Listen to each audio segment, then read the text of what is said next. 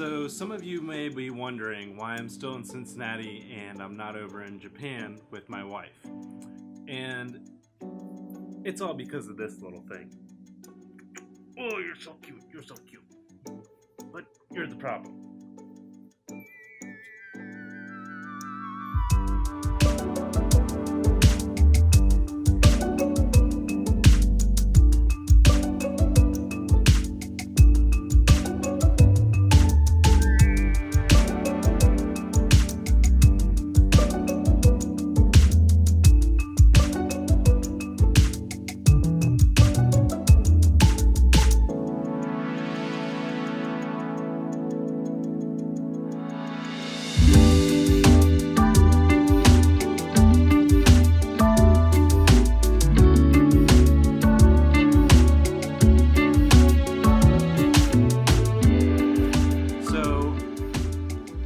Last Monday, a week ago today, I was supposed to leave for Japan.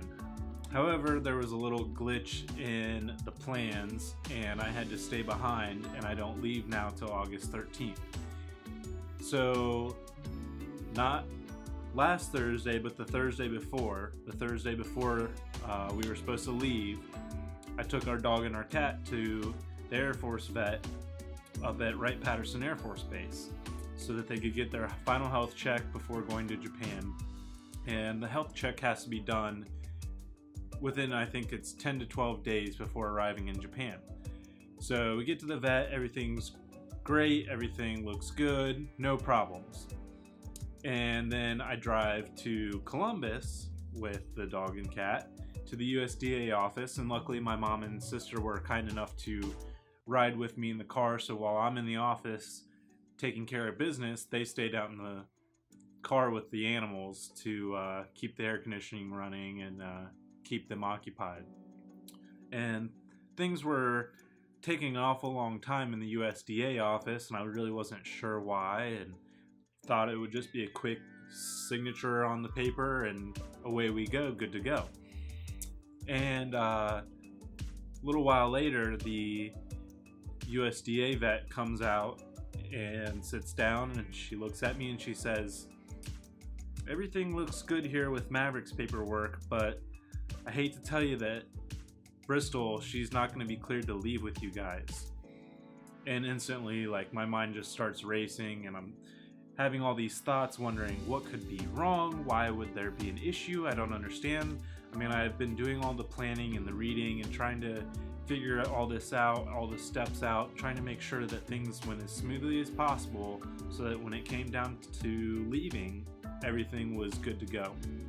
And so she explained to me that basically there was a timing issue on when she received her rabies vaccine and had a blood draw and all that. So there's different requirements that Japan has in order to take a pet from the US into Japan. So they have to have a microchip, and it has to be all numbers. They have to have 2 rabies vaccines, and the second has to be at least 31 days after the first vaccine is given.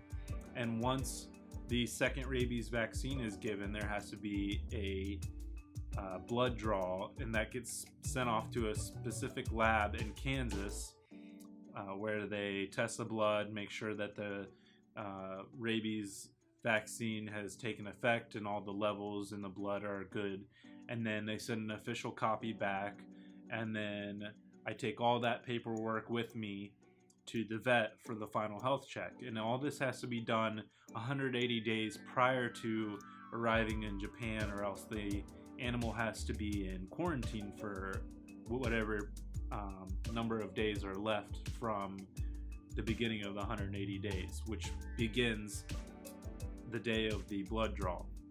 So took care of all that, thought it was all taken care of. Come to find out, everything was good to go with Maverick, our cat, but not with our dog Bristol.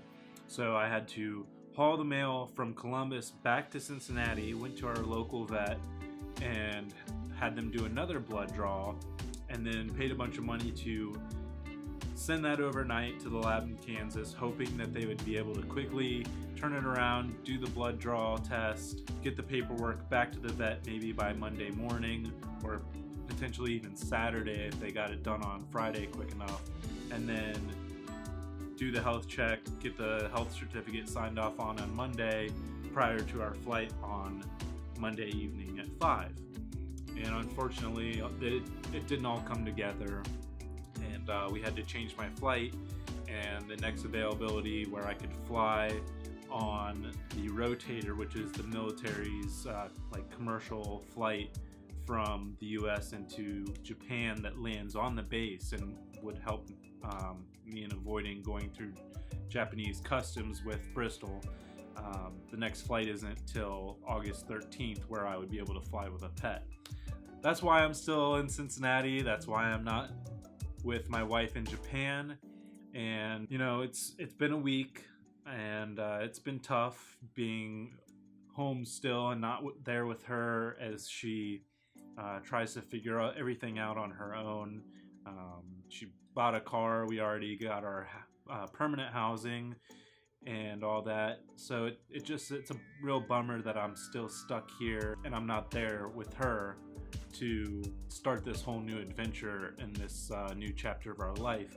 But on the bright side, it has given me some more time to be at home, spend time with my family, see some of the friends that I had hoped to see that I didn't get a chance to see before leaving, and you know, just kind of hanging out before it's my time to go here in just a short time. I'm just really eager to get there. So Amanda, if you're watching, I will be there soon. I miss you so much, and I love you so much, and I can't wait to get there and start our adventures together and to see Japan for the first time, and I'm really looking forward to it.